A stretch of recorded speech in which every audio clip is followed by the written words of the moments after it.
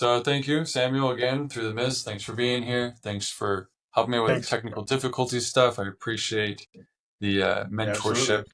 trying to figure all this out. So the question that I have, kind of leading up from last time we talked last week. So we were going to jump into what does it look like when a Trinitarian creedal Christian hears us talking about the plan of salvation. I want to jump forward a little bit to the spirit world. So when a traditional Christian hears us talk about the spirit world, one of the things they kind of key in on is that you can change or learn after you die, which apparently is not what the rest of the Christian world believes. And one of the main reasons I realized, thinking about it today, was that one of the reasons this is like really hard is because we talk about baptizing people after they've passed away. We take their name to the temple. We are baptized on their behalf, and we believe that that ordinance gives them the opportunity to accept baptism after they've died if they choose to, like if they change their perspective, their trajectory, their mindset, their heart, whatever it is, to accept baptism. And that's very difficult. And so one of the things I want to understand is what is it that they're hearing? And I heard a Trinitarian Christian say one time, "Oh, that's a second chance." What you're saying is that people have second chances after they die. And then he elaborated, and I'll kind of elaborate as well. But what is it that they're hearing when we talk about the spirit world and learning and growing after this life? Yeah, I don't actually know, right? Because there's a couple of Christians I've talked to, and they've explained like post mortem or post the post mortal life a lot differently.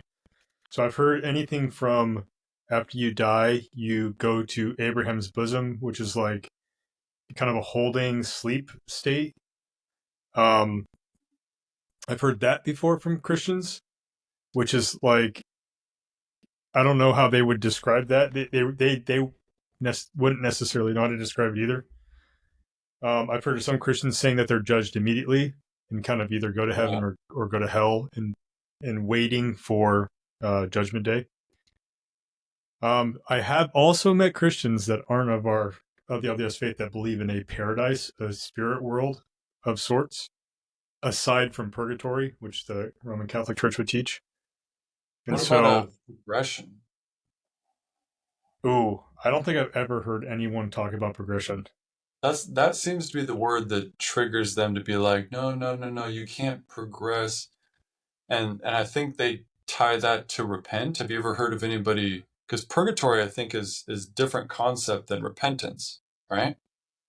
Well, so purgation. The only thing I really know about purgatory is that, and I could be completely wrong on this, because Roman Catholicism is like probably my weakest studied sect of Christianity.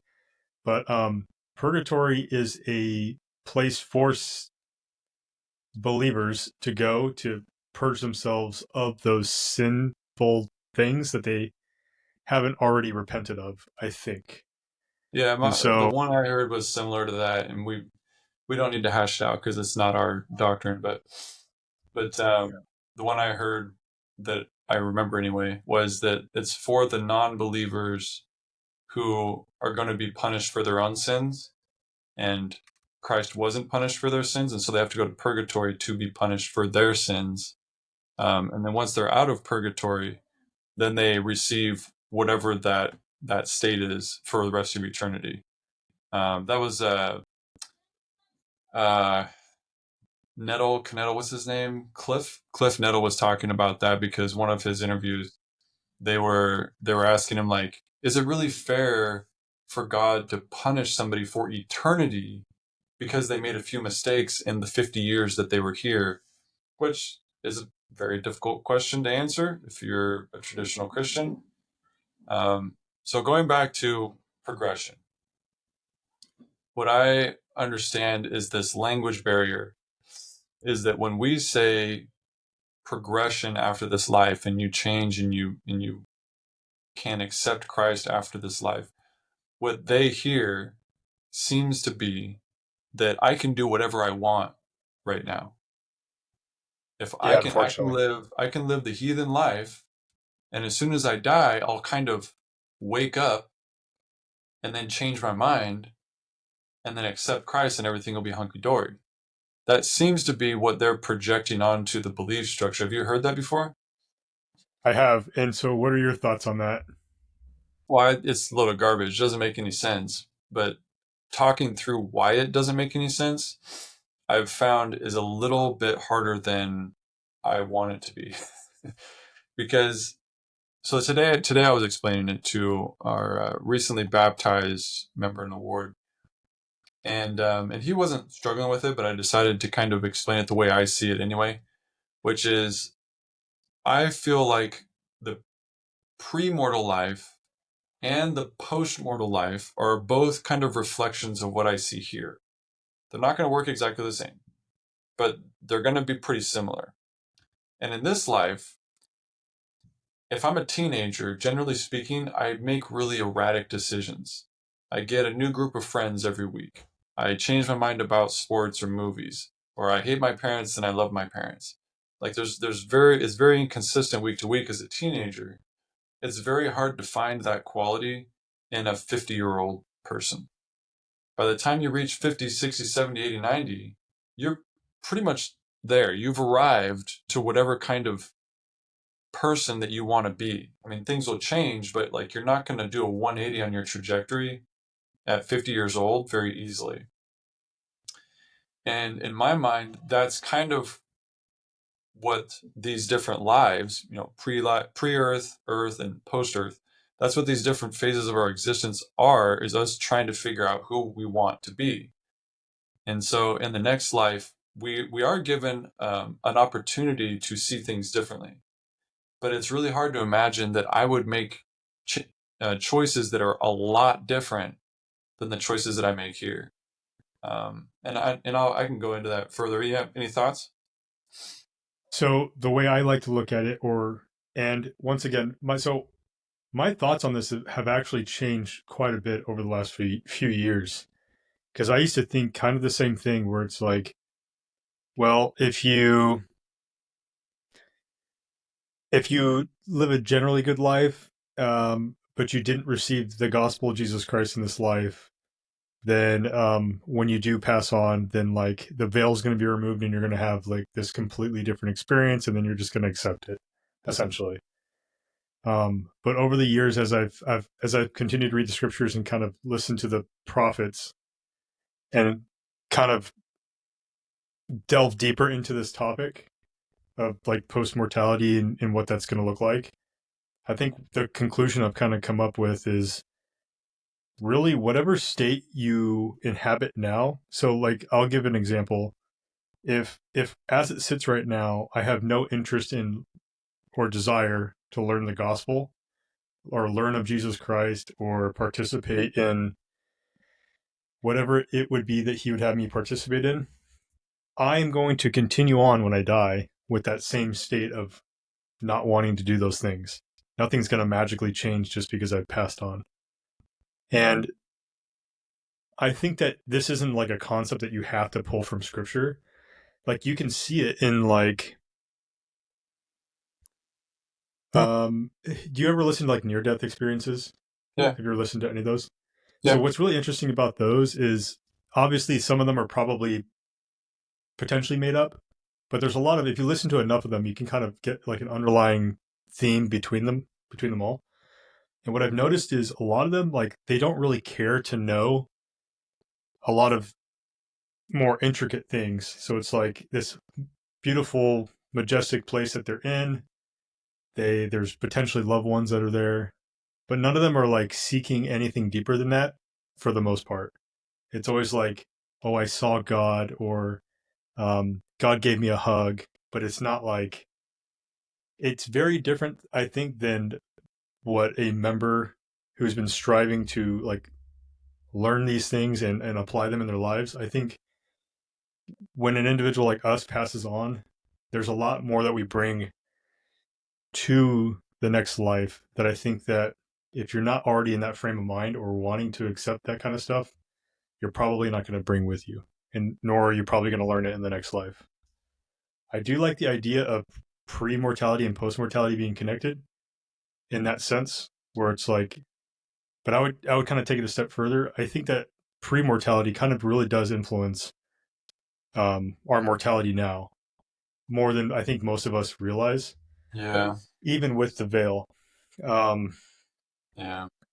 and I don't think post-mortality will be much different. So whatever mindset I possess now, I'm going to possess it in the next life. And I think Joseph Smith does kind of allude to something along those lines.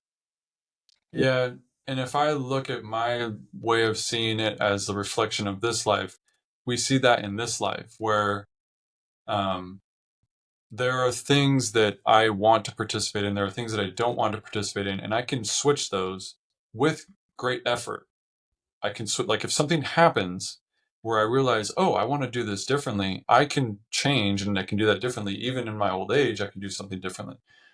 Um, but after a while, you kind of get presented all the different options, and none of those options are really new anymore. And so someone presents you, and you're like, oh, I've already made that decision. I already decided not to do that thing or to do that thing. And so I think that this like second chance that the Christians freak out about um, would seem like a second chance if you're presented with a lot of new information. But if you're not presented with a lot of new information, then you can't really call it a second chance. It's just a continuation of whatever trajectory that you've committed to for your life. And that goes for somebody who's been given a good opportunity to accept Christ and they've accepted him or rejected him. And the next life, it's going to be the same. They're going to say, I already had that chance. I prefer something more fun, more adventurous, more passionate, whatever thing is that they think is better than Christ. And the same thing in the other direction. If they say, I already accepted Christ in my life, and so it makes it easy for me to accept him here because I have a testimony, whatever. And then the other thing that, kind of extending that past the given question, the new member we were talking to was asking, well, in these kingdoms, right? There's heaven, there's mansions and kingdoms. Can we go between kingdoms?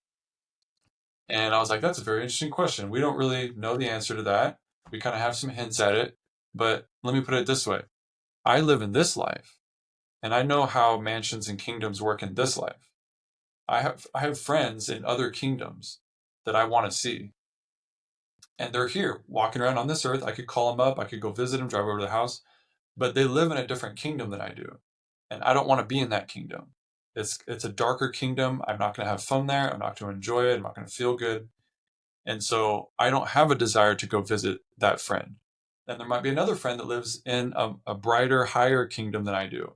And I want to go visit them, but after a while you kind of feel, out of place, like you don't really deserve to be there or whatever. And so you come back home to your kingdom. So in my mind, there's a lot of those questions that I try to answer with how God presents this life to us and says the next life will be some kind of reflection of what we see here.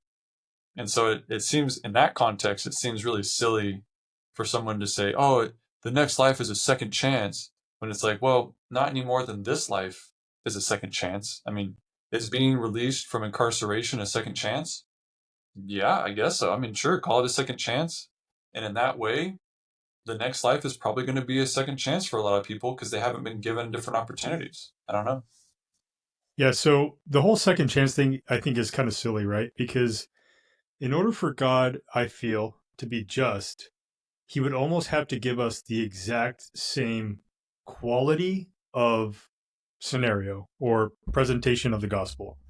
And so let's say that I'm an individual who I grew up Buddhist, right? Let's say I grew up in like Taiwan or something, and I grew up Buddhist, and maybe I've heard of Jesus Christ, but I'm a Buddhist, so I've heard somebody speak about Jesus Christ, or I've read it somewhere. I've been on the internet and read it, but I didn't receive it the same way that a member who was born into the church was given the opportunity to be presented the gospel over a lifetime or in certain fashions, right? And so is it really a second chance, or are they just getting a fair chance at receiving the gospel?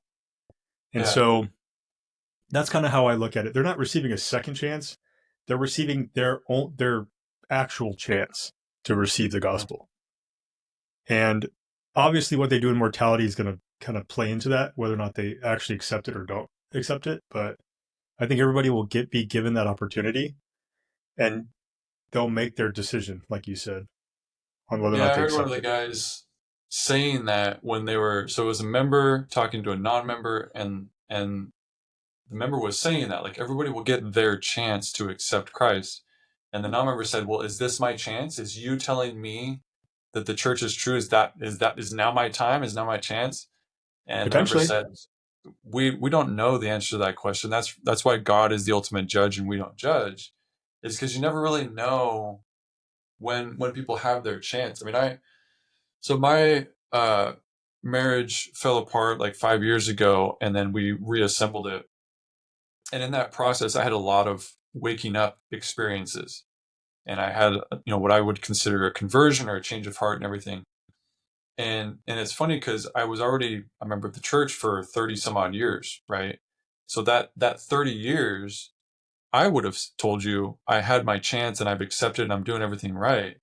But then once I hit that hardship or trial in my life and things started really coming down, and I had to make the decision, okay, am I really going to commit to this thing that I've been talking about, or am I going to like choose another path? And so in my mind, that's much closer to the a fair chance at choosing Christ than all of the little things that I did growing up and stuff. And so you never know, because next week something else could happen, and I'd be like, oh, this is actually my fair chance. It wasn't that thing over there. So you really never know, but that's the beauty of the plan. I think is that the next life, it's silly to talk about it as a second chance, but everybody will get a fair chance. And what I remember about the Christians who had a problem with it were mainly that it wasn't, sola scriptura doctrine. Like there's scriptures that they would point to that said something to the effect of, you don't change after you die. Like you are who you are. There is no accepting Christ. If you die a heathen, you go to hell, kind of thing. And I think that's what they were struggling with, which is fine. I think you could get into a lot of different intricacies and interpretation trying to figure all that out. I don't like to do that so much, as you can tell. I like to like think through it logically and just let the spirit help. But is there anything we're missing on this, what I'm going to call a language barrier issue with the spirit world and the second chance thing? No, the only thing I would add to like the different levels in your kind of your analogy with that is I actually spoke with another YouTuber, Read It Bomb, and we kind of talked about this subject a little bit. And the analogy that I like in my frame of reference is, as it sits right now, those members that don't go to our church, they're very comfortable not going to church. But even within the church, the LDS church, you have members that are comfortable coming to church every Sunday, but perhaps not participating fully within the actual organization of the church. And so within those concentric circles, they get kind of, well, I guess it gets wide and then it gets smaller and smaller and smaller as far as circles of individuals that you're surrounded by. Um, Within the church organization, perhaps you get visited by an apostle, right? Because your stake gets, like maybe Elder Bednar comes and he speaks to your stake. So as a normal average church member that's maybe not as engaged, I might see the apostle there and I might recognize that he has some position of, authority within the church, but I might not be as um, ecstatic, or I might not be as excited for him to be there and to be speaking. And perhaps I'm there at conference or state conference or whatever, but then that's kind of it. Maybe I'm somewhat engaged with what he's saying or what the speakers are saying, but then I go home and, the week continues and I just kind of put that past me. Then you have those within the leadership at, like, let's say the stake level. So, like, say this, you're like a stake president or you're a patriarch. Those individuals more regularly commune with the apostles and those like church authorities, like the general authorities and whatnot. And they have the ability because they're so much more, well, I don't want to say they're so much more committed, but within the framework of the organizational structure, they just have more access. But they're also willing to sacrifice more of their time um, to do stuff like that. And by that point, they've actually, for the most part, most of them have gone through a series of trials of, you know, perhaps at one point they were elders quorum president, they were missionaries at one point, they were, you know, zone leaders on their mission, they were bishop or they were executive secretary, perhaps they were in the stake presidency, um, and now they're maybe a stake president. Now there's exceptions to that, right? But they've kind of gone through these trials and kind of proven that they're there for the long haul, and they're kind of rewarded with that ability to kind of network a little bit more intimately. And I kind of think of like heaven kind of like that, where it's like, I personally don't think there's going to be like a separation between, I don't think there's going to be like physical separations between a terrestrial glory and a celestial glory. There's no I think the bars on the difference, window. yeah, but I think the difference will be like just how it is now. Like the average person who's not a member doesn't even care about President Nelson, right? Like that's just another person that they, okay, well he's a religious leader, I think, right? And that's the extent to which they really care about that relationship. And so I kind of think of like the post mortality, post judgment, and like the different degrees of glory, kind of like that, where it's like they'll acknowledge that Jesus is the Christ, and they will have heard the message, but it's like, okay, well, he is doing that thing there. I have a pretty good life here. What I'm doing, this is better than I remember Earth was when I was Yeah. in mortality. And okay, so I guess I'm in heaven, I guess. Yeah, no, But there's a this long running joke in my head that I've had for years now that it's really frustrating because I know there's some truth to it, but I know it's not true. Is that there's like the different kingdoms. There's the different kingdoms, and there's one kingdom that is my like childhood kingdom where all that exists there is like motorcycles and side by sides and stuff like that, like outdoor adventure stuff. And that's in my mind, I'm like, that's where I want to be. That would be heaven for me. And then walking through the gate, it would say like telestial up top, and I'd be like, what the crap, what is going on? This is supposed to be the celestial one. And it's like, no, no, no, no, what, that's not the celestial one. The celestial one's over there. And I look over in my 17-year-old brain, and I'm like, that's the boring one. Why would I want to be over there? Oh, yeah, my interests have changed over the years, but you're you're bringing up another subject that I wanted to talk about on a different at a different time, which is like the concept of service and priesthood service in the church and how non-members see that. Because I realized not too long ago that that is like a whole world unto itself. Like there's different ways to view it, but one of my friends views it as basically like a corporate ladder, and I was like, okay, I can kind of see that, but the way he talks about it is so cynical. It's so like, oh, it's all handshake and back rubs, and you're trying to get as high as you can. And when I was talking about it, I was like, but why? Why? Who cares about getting how high? What are you talking about? Oh, because that's the status. And I'm like, yeah, but why? Who cares about status? What are you talking? It was such a foreign concept to me. I had no idea what he was talking about. Anyway, so we'll yeah, talk about that at some point. But yeah, I love the idea that if you're talking about different mansions, kingdoms, places in the afterlife, and where you're comfortable being, it really is who you're comfortable being around, which includes the leadership, the priesthood, and the priesthood officiators or stewards of the priesthood, whatever you want to call them. But those are the people that you would have to be comfortable being around if you're going to be around the celestial progressions or whatever you want to call it. Um, that's a fascinating concept. I never really tied it to the priesthood leadership itself. Because when we go to those kinds of firesides, I'm like, yeah, okay. I'm not like the super excited guy. I worked at the MTC and I got to meet all the apostles and first presidency coming through. And it's always like, yeah, they're normal guys doing a job. Like they're asked to do this thing. And my wife is like over the moon excited when she sees these guys. Like she'll wait in line for however long it takes to get a handshake and look in the eye. She gives a big old smile and everything. And so, yeah, I can definitely relate to different people reacting differently when they see one of the Yeah. the priesthood holders. So I like the analogy because it's not necessarily the fact that they're like an apostle. I think it's the character, right? Like I like to whenever I see my patriarch, I'm like, oh, I get to see like we're gonna do a state conference. I know he's gonna be there. And I'm like super excited that I get to like see him there.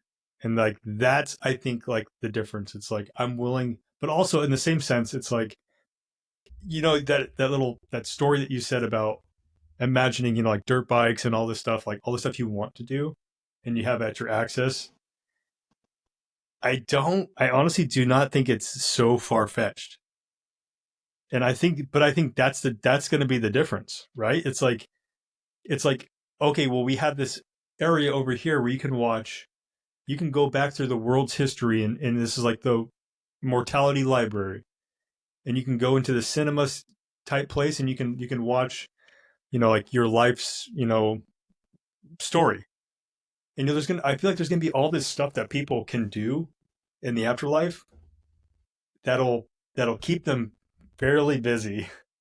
Yeah, And I think that will be the difference. It's like, what are your yeah. priorities in the afterlife? Are you wanting to actually progress, or are you okay being where you're at? And there's no judgment for me, right? Like it's gonna be what you want, I think, for the most part. There will be hell for people to pay. Well, yeah, There will and be that's what hell. Peterson says that, right? He's like, of course hell exists because we see it every day. Like there's hell here. People live in hell. It's Yeah. like, yeah, okay, I get that. Um, and I do think that there's a lot to be said for when we die, something's going to change, right? We don't have a body, we're spirits. So it's not the exact same. Something will change. And whatever does change, I do think it will be different enough that people will start asking different questions. I don't think it's like, okay, you've died. Now come into the room where we show you the video of everything that you should figure out, like give you all the answers Yeah. right here. I don't think it's like that, Yeah. but I think it's more like let's say that you die and you're a spirit, and so you're able to observe mortality from behind the veil. They can't see you, but you can see them. Well, if Mhm. that's the case, you'd probably pick up on things that you weren't able to pick up on if you were actually in the room. You're able to see, kind of the facial expressions differently, or maybe you can hear the thoughts differently, or maybe you can see the trends differently. And I think simple things like that, and that are really more mortal experiences, you're just experiencing them a little bit differently, would generate a lot different questions in someone's mind. All right, cool. Well, I appreciate your time talking through this. Did you have any other last thoughts, questions, or anything? So too long didn't read TLDR. Second chances, really first chances, right?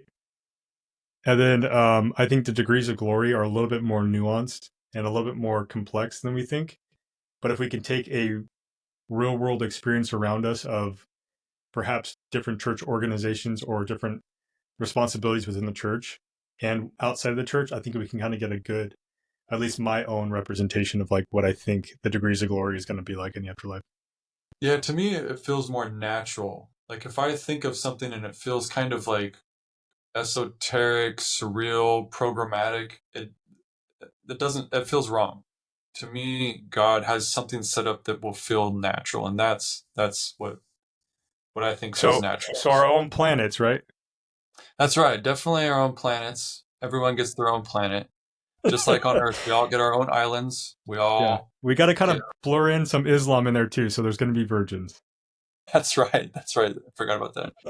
yeah, a planet full of virgins. Um, yeah, that one's fun too. I was actually thinking about including that on one of my videos coming up. Um, so yeah, anyway, thanks a Awesome. ton, and we'll Yeah. talk soon. Awesome. Thank you.